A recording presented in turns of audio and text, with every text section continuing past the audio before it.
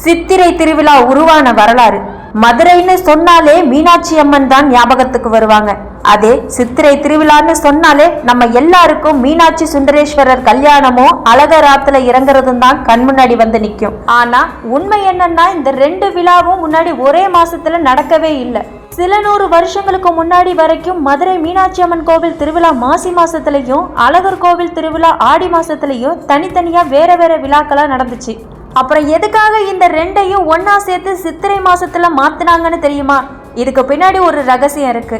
அந்த காலத்துல சைவத்துக்கும் வைணவத்துக்கும் இடையில பெரிய கருத்து வேறுபாடுகள் இருந்துச்சு. இதனால அடிக்கடி மோதல்கள் கூட ஏற்பட்டுச்சு. இந்த சமய பூசல்களை தடுத்து மக்களை ஒற்றுமைப்படுத்த நினைச்சாரு மன்னர் திருமலை நாயக்கர். அண்ணன் தங்கை உறவை மையமா வச்சு 2 விழாவையும் சித்திரை மாசத்திலேயே ஒரே பெருவிழாவா மாத்தினாரு. அதுதான் சித்திரை திருவிழா. இது மிகப்பெரிய சமய புரட்சியா பார்க்கப்பட்டது. இன்னொரு முக்கிய காரணம், மாசி மாசத்துல அறுவடை வேலைகள் அதிகமா இருக்கும். அதனால விவசாய பெருமக்களால திருவிழாவில் முழுசா கலந்துக்க முடியல. ஆனா சித்திரை மாசம் அறுவடை முடிஞ்சு மக்கள் கையில பணம் புழங்குற நேரம். அந்த நேரத்துல திருவிழா வச்சாதான் மக்கள் சந்தோஷமாகவும் நிம்மதியாகவும் கொண்டாடுவாங்கன்னு மன்னர் யோசிச்சாரு.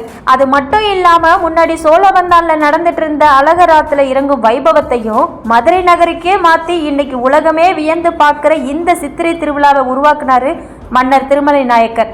இப்படி ஆன்மீகம், சமூகம், பொருளாதாரம்னு எல்லாத்தையும் யோசிச்சு மதுரைக்காரங்க கட்டின அந்த ஒற்றுமை கோட்டை தான் இன்னைக்கு நம்ம கொண்டாடுற இந்த 400 கால வரலாற்று பெருவிழா சித்திரை திருவிழா. சாதி மதம் கடந்து மதுரையே ஒரு தாய் பிள்ளையா கொண்டாடுற இந்த திருவிழா தமிழர்களோட ஒற்றுமைக்கும் கலாச்சாரத்திற்கும் ஒரு மிக சிறந்த அடையாளம்.